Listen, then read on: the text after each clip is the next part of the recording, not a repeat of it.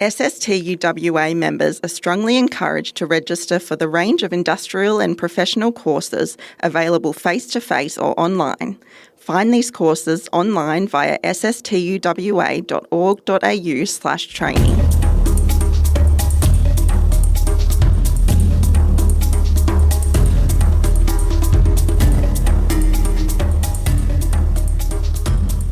Hello and welcome to Western Teacher Live, the podcast of the State School Teachers Union of Western Australia.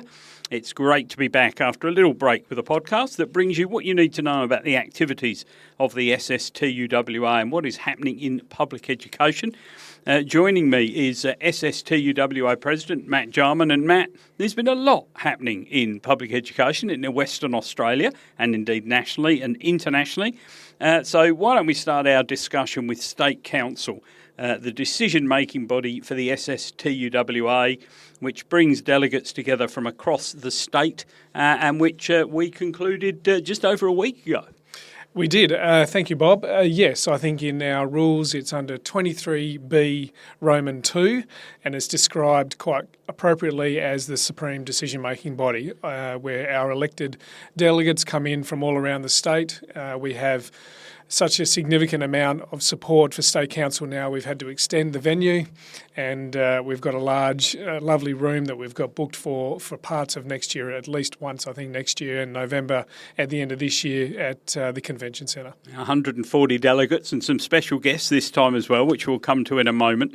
And perhaps the most entertaining part of the day, of course, was your speech as President. You give the introductory address and it covered a wide range of subjects, some of them prompted by the results of the State of Schools survey, which we have recently completed, thanks to all our members, over 1,600 making the effort to give us their views. And they are so important, those views, aren't they? Those surveys help steer what we're saying to government and what we're asking for from government.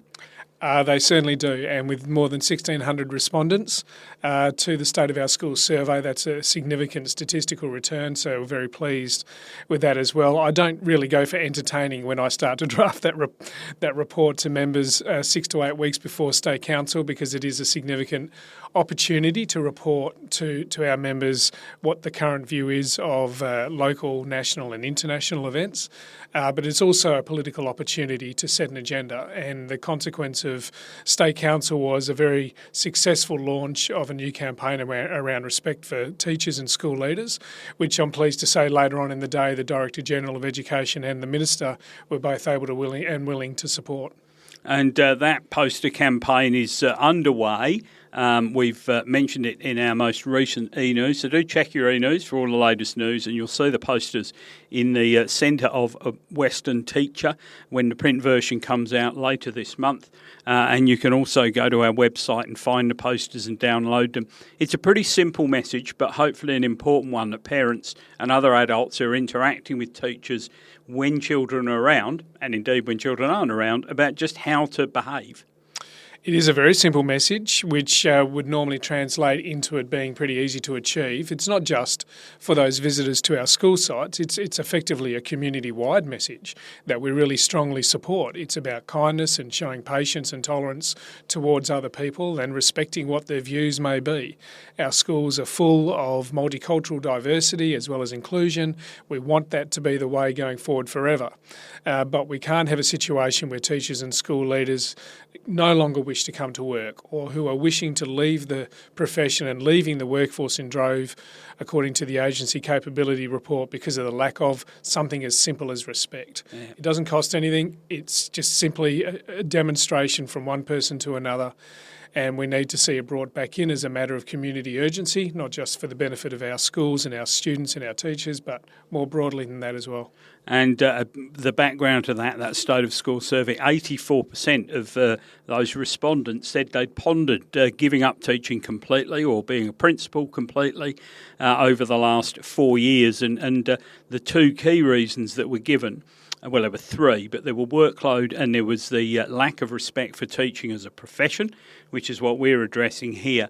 The third one was burnout. And, of course, burnout is driven in a large part by workload and that lack of respect. So it's almost a product of the other two.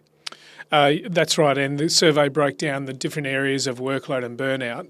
With regards to the respect, and I said this to the mainstream media as well, Bob, it's not only coming from within the walls of the school community that the disrespect is being felt, it's also coming from within the department as well, in terms of who is allowed to come into our schools and tell our teachers and tell our school leaders what they need to be doing. And that is a disrespect to them as professional people and also to the profession itself. And that's one surefire way to upset teachers and school leaders, when someone with no educative background can come in and tell you what to do and how you ought to be doing it. It wouldn't happen, in my opinion, in any other industry where that's the case, but that's the other quality of disrespect that our teachers and our school leaders are also identifying in that survey.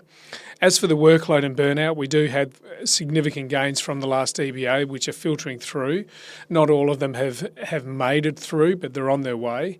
And I draw documented plans as an example of that. It's really very clear in the general agreement now what is expected, where it should be in the general agreement of documented plans, but the guidance papers for that are still coming out and will hit schools quite shortly. So there's a broad array of areas under that term respect, and just an observation from myself, online abuse is a particular issue, and it's one that can be managed by the communities online. So if you do see disrespect and abuse on social media platforms, please stand up for the teachers.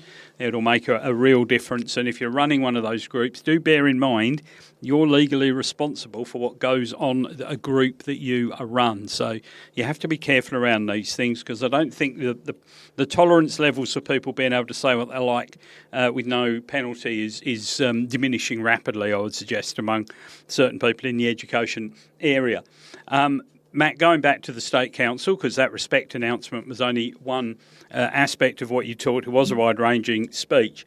One of the things that teachers have been struggling with is this ever-growing, sadly, range of international issues, where they're having to talk to students, answer questions, teach about the history of the issues and what's going on in the world currently. And it's becoming more and more difficult because of the extreme levels of disagreement, understandably, on the different sides involved. So what were you asking for from government? And I think the AU at the national level also seeking. Yeah, that's right. We've discovered across the entire country that this is a familiar problem. So it's effectively two levels of support. One is a clear statement from the employer as to how our staff will be supported and what the clarity is around what they can and can't say, and also around some guidance papers for the curriculum. All of these issues are stated somewhere within the curriculum, whether it be the general capabilities, the general curriculum itself, or the ethical understandings. It's in there somewhere. So it's a simple case of providing a clear statement of support and also where the line in the sand is. We support the development of the documents that has been underway for some time from the department. Only last Friday, so halfway through June, I saw the most recent update on those papers, and with a few changes that our members have been party to. We've had a small off-to-the-side working group, predominantly of secondary teachers who are most affected by these issues. If those changes make their way into those papers, then those papers can be released for the start of the new semester, and that's the clearly stated goal that we've had with the department for some months now, that has to be in the hands of our teachers and school leaders by second semester. So dealing with the controversial issues as a significant issue is not new to any of us. I discovered a paper from 1980 when the then Director General identified exactly what he would like and what he instructed school leaders and teachers to do when dealing with, as he called it at the time, controversial issues. We're always going to have it, and really we should be embracing the opportunity, particularly with adolescent young minds who have an inquiring nature, who have news feeds on their phone that we can't control, and we need to make sure that they've got some critical literacy understandings and the capacity to be able to deal with controversial issues, and we should be answering their questions rather than sidestepping them. And within that, we need to be careful too that teachers don't get a licence to go and say whatever they like. And sometimes when third parties are reporting on these issues, or they're advising their members, be it via Facebook groups or other social media, for example, we do need to be clear that what we're looking for is guidelines. We're not saying to teachers, go out, say whatever you like, because you will be protected, because there are There are rules already in place, and teachers need to be aware. What you see them for is clarity on that and support. Yeah, that's right. And it could be India, Pakistan, it could be Israel, Palestine, it could be Iran, it could be Myanmar. We have children who come from war-torn locations around the world in our classrooms in WA. So it's not one particular conflict. It's about how we address them and talk about them properly, and making sure that people know in classrooms and schools how they can do that safely, as it is stated within the industrial parameters, and what is taking a political position and what that looks like, and how that becomes a difficulty for you if you do such an action. So it's about providing clarity. It's as straightforward as that is. We also fall in line as a consequence of the State Council meeting with the AU position on Gaza, and that's all up on the website. It's been completely endorsed, and I don't think that there are any surprises in there that listeners would not expect. So it's things around ceasefire, humanitarian aid, peace, and so on. And that's correct, and you can see all of those. They are all on the SSTUWA website. They are also linked from that e-news I mentioned earlier that came out last week. So if you go check your e-news, you haven't read it yet, you can see all of those statements there as the unions and everyone else steers through difficult international waters, to say the least, at the moment. Matt, to see those statements endorsed and to hear comments on both federal and state elections, we were lucky to have AU state reps from across the country, mostly presidents, a couple of vice presidents as well, and one acting president, I think, as well as the Australian Education Union National President, Karina Haythorpe, who spoke and was quite emotional when she was reflecting on the long march towards full funding, which finally is in touching distance. Yeah, we had everyone here in Perth because the day before State Council, the AEU President's meeting for the first time ever was held in Perth. So they all came to State Council before needing to jet out.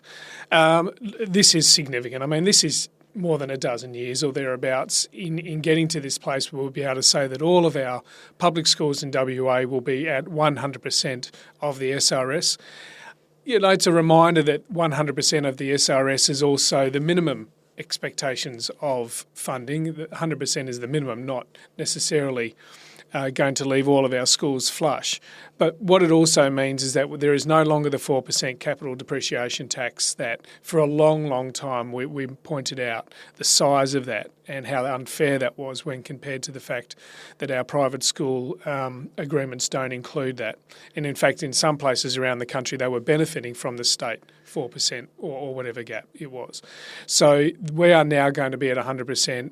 When we get to 100%, we'll be able to do so much more for public education in this state, and hopefully that'll be filtering through rather soon through to the school level. The trajectory of when that 4% diminishes or disappears entirely is now the only question that we have left in discussion with the federal and state government for WA. And other states are in similar positions. Ours is 4%, others are greater than 4%, and their trajectory will be different to ours. So when Karina spoke at our State Council, it was because it is really, really hard, and she recognised it in her speech, to keep a campaign going for a long period of time. And I guess part of the emotion that she was coming from was because our members and our supporters have been campaigning for a dozen years, and that should never, ever be lost or underestimated. We had a few banners up at State Council, which aren't a great look on a podcast, but let me tell you, it's fascinating. You'll see them if you come in to do any training or PD at the SSTUWA offices, and I'm sure we'll be using them at other events. But it was an amazing experience for even our staff, and some of us have been here over 10 years, to go through and see all the different phases of both the national campaign and other campaigns like Give the Cap the Boot. So many people giving up their time and making an effort, and that win belongs to them. And I think one line that I mentioned in my speech was, you know, we might not always win, but we know we're never beaten. And really that for me has been such a learning curve with this campaign, the persistence and the perseverance led by Karina and the AEU team, but also by the General Secretaries and the Presidents around the country, because it's very easy in a confederated union to look after your own interests. That's the easy thing to do. What's really hard to do is look after your own interests and look after your colleagues or comrades who are in another state. And that's what we've been able to do over the number of years as the AEU, and that's been brilliantly led by Karina. And talking of national campaigns and information, another highlight of State Council was the renowned author and columnist Van Badham, who came and gave a fantastic presentation on disinformation. She talked about how to identify it, how it's spread, and how to counter it. It was one of those eye-openers, I think, for so many people there, especially the fact that it came originally from a military angle. That's right, as I learnt on the day as well. It came from the KGB, but if you wanted an entertaining speech, well, it was Van Badham's. Look, we originally wanted Van to we had seen the presentation over East, or Shamila Nagar had, to address the growing misinformation that we keep responding to, particularly through Facebook, around what has or hasn't been decided by us or by the department or whatever. And it's just staggering to see how a decision can grow legs and become something that it was never, and no one is ever quoted as saying. So we wanted to deal with that, but what we actually got was this really deep, entrenched misinformation campaign, highly coordinated around the world, and the end user is not aware of how much is fabricated or what the original source is. And Van really exposed that, and she did that using some extremely high-level examples. And of course, now with the advent of AI filtering its way into social media as well, it's simply arriving at a point where you really have to question your news sources, and you really have to question the validity of anything you're seeing or who's written it.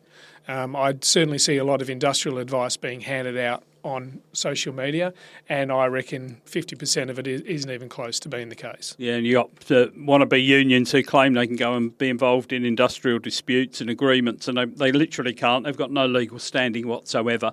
I thought interesting is, and I know a lot of delegates felt this, that Van Badham also talked about pedagogy and how you could encourage pupils to think for themselves and check the sources. And again, that is on the website, and it's a pretty good resource, so you can find that on our site. Yeah, just a shout out to her generosity, because she did joke about how her PowerPoint skills are not her cleanest, but the fact that presenter with that information was able to willingly share it with all of our delegates and put it up is a demonstration of her moral and ethical position around making sure that everyone just gets onto the same page. Well done to her and everyone who really enjoyed that presentation, and she was very, very popular throughout all of State Council. She was, and it's going to be, it's not only entertaining, it will be useful to teachers in the classroom as well, so go check it out. So moving on to other State Council news, we've alluded to the issues around international issues, a lot of branch motions around that. And other significant issues for members, a summary of where we're at with the general agreement and how that is coming along. And we had a couple of other important guest speakers as well. We certainly do. So wonderful to have Jason Clare, the Federal Education Minister, unable to be there in person, but he was kind enough to send in a video message. He spoke about fair funding, of course, and the next phase for the Albanese government. To have Sabine Winton there as Minister for Education as well as Preventative Health in the Wheat Belt was also significant. It's the third time Minister Winton has spoken, but this is the first time she spoke. And she made the announcement about the change in direction that she had reset with the Workload Taskforce through the appointment of Professor Colleen Hayward, who in her career has been a public school teacher. Her dad was the first Aboriginal principal here in WA, which is a milestone achievement for anyone. We all recognise how much Colleen understands the public school classroom and public school environment. So a very significant announcement made by the Minister for Education, and also the Director General, Jay Peckett, fronted and delivered his 6 month, if you like, summarising where things are up to since he was appointed in late 2024. A difficult job for Jay to come after such a short period of time in the chair, following on from 3 very significant and, as detailed elsewhere, scathing reviews. But he did, and he did a good job in delivering where he thinks we've got up to so far, but he clearly outlined there's so much more to do. And both the Minister and the DG supported the Respect campaign, pictured with a poster and holding it up. So you'll see that on the front page of Western given teacher. Well, for the record, I think Minister Winton posted about her and the Director-General and myself with the Respect for Teachers poster before we did. Yeah, which is a good sign. There's no doubt that we have unilateral quick. support. We are quick. So I was also going to mention in that context, the Minister started talking about the Ministerial Workload Taskforce, made a significant announcement, because when a task force starts, it comes a lot of hope, and if it seems to get bogged down, it can really go awry quite quickly. The Minister's then followed that up with what is a significant open letter to teachers via ICON, and some of the issues she's identified there are really significant. Well, they are, because they indicate cultural change in direction. So this is a really significant moment in time, in that we have a Director-General who has made it clear that new strategic direction planning for the Department of Education is underway based on the strength of those three reports. And then we have a Minister who's demonstrated that she will reset conditions if they need to be. She's done that with a couple of other more minor matters, but also significantly with the task force. Her open letter speaks to three of the EBA wins that we had more than 12 months ago now, with complex behaviour, small group tuition and documented planning. And the fourth item that she specifically identifies is under for review with changes to come revolves professional learning. That is something we really welcome and encourage. Professional learning needs to be tied back to the strategic direction of your school or what your students need, not dependent upon what a third party with no connection to that from outside comes in and tells you what your professional learning should be. There's been too much profiteering out of our public schools. Our public schools don't have enough money to run at the best of times, and many of these programs are tens of thousands of dollars, if not much more expensive, for big school sites. So whatever the pathway is for professional learning, as indicated by that correspondence from the Minister, we look forward to reading it and seeing some of the details and being involved as a key stakeholder. And that is not so that all professional providers aren't doing a good job. Some are. It's just that you need to weed out the ones that aren't and that are more interested in free data than delivering useful PD. Well, the issue is that the externals are not wedded to the general agreement and the award like the school leader and the teachers are.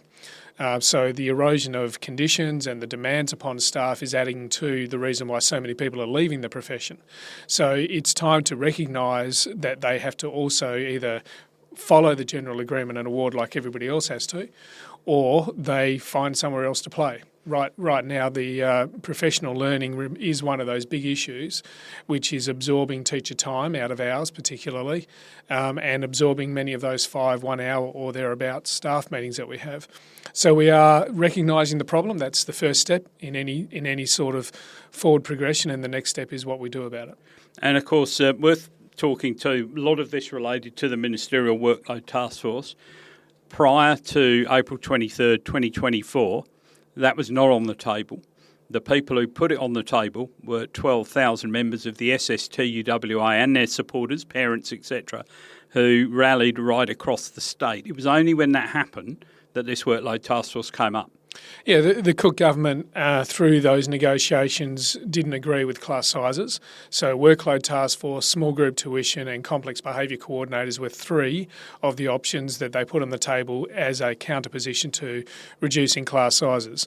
I still think class sizes need to be reduced, and our school leaders across WA are demonstrating that they're in accord with that, given the fact that we've just received semester data from the department which shows that average class sizes in year 4 to 10 have again small, but nonetheless they've come down again. So they're well below 27 now, and that's what the campaign was. That's where the campaign came from those stats that we got from the department. So we know that school leaders are doing their best to reduce class sizes because and they're doing that because they know what's best for their students. But what we don't have is that condition locked into the general agreement. So in the meantime, until December 6, 2026, we have these conditions as negotiated with the department, and we'll do the very best we can to make the most out of them to reduce workload for teachers and school leaders. And presumably it's important, if you are in a class that's oversized, you are supposed to get direct assistance that's clearly identified in the agreement State of Schools suggested around 30% of respondents didn't think they were getting that extra support, and that was of the percentage who were teaching oversized classes. So really important that they keep those records, let the union know so that extra support can be pursued. Yeah, I think it's part 12 of the General Agreement. That's the reference point for everyone to make. And just on that, we welcome the Department of Education have sent what we're calling the Teal Book out to every school leader. It very much does the same as what the Red Book does, but this one's published by the department, but it outlays all of the General Agreement and award for school leaders so that they're up to date with the changes, which are also summarised in the front of the Teal Book like they are in the front of the Red Book. But nonetheless, it's a good move from the department, and I think it's 12A.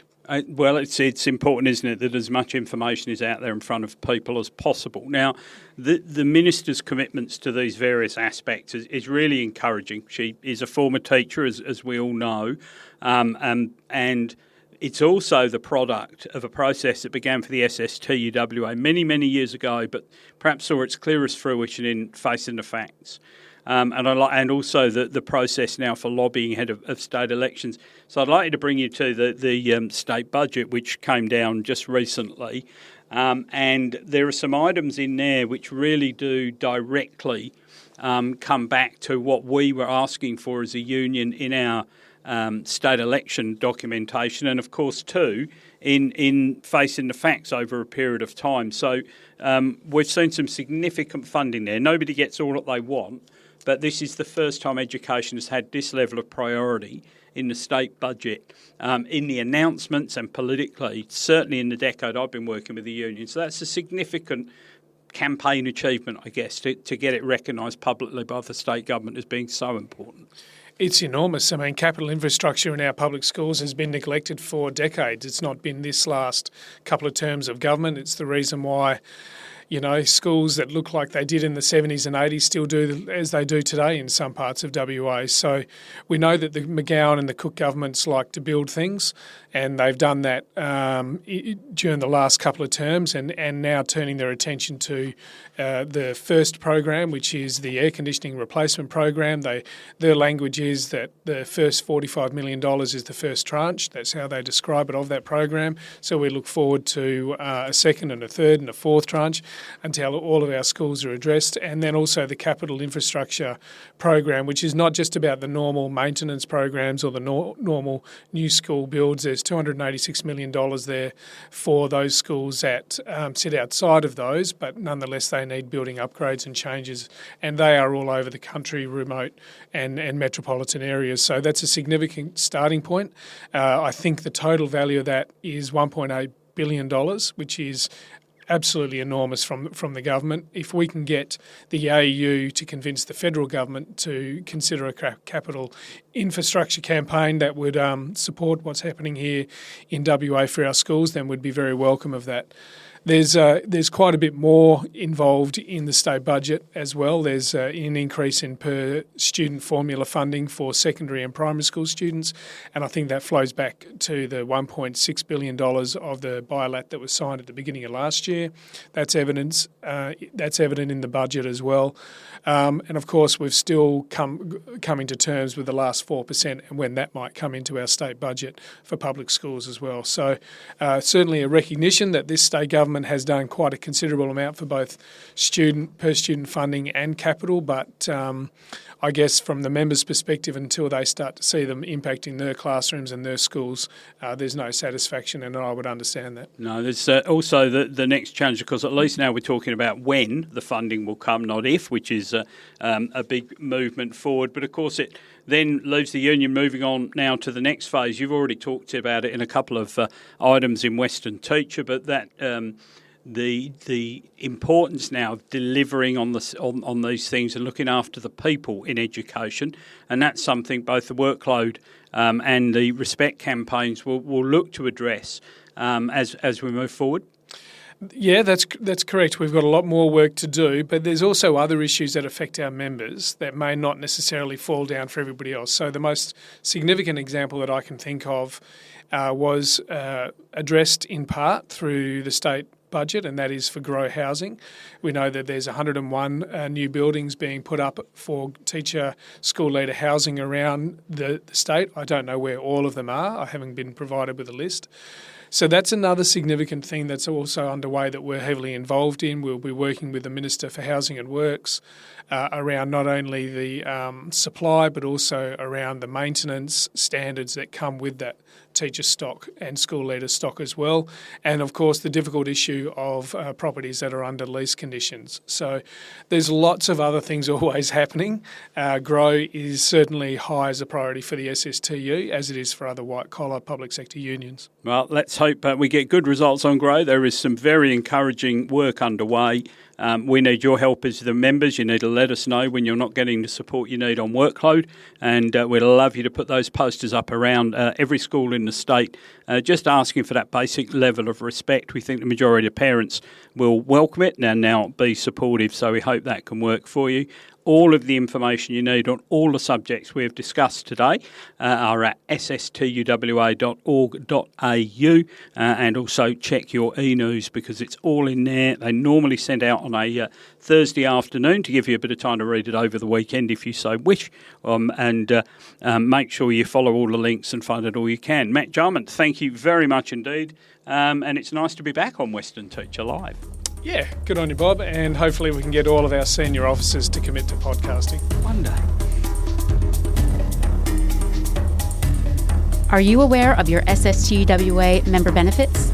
We've got you covered on a range of member benefits from entertainment to insurance and legal. Check out our benefits hub via sstuwa.org.au/benefits.